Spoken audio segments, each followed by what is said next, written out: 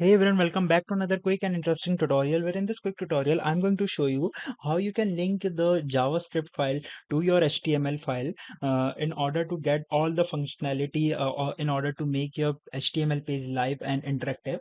So to do that, all you need to do is just simply open your HTML file and also create a new JavaScript file. For this, I'm using VS Code as a platform. You can use different one, but this one is very convenient. Now here you're gonna see this. I have created this JavaScript file which is app.js.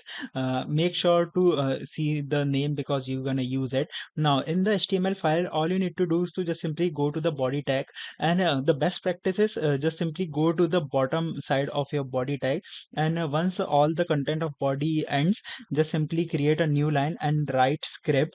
You can see a new tag has been enabled. Now here under the script tag in the start section, just simply write src, which means source.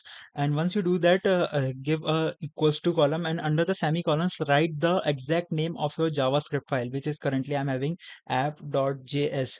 Once you do that and hit enter, now your JavaScript file has been associated with your index file, and all the functionality have been now achievable, and your website can be more interactive if you program some codes for the HTML page over your Java file as well.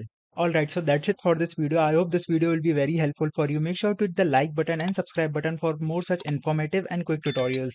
See you in the next one. Take care.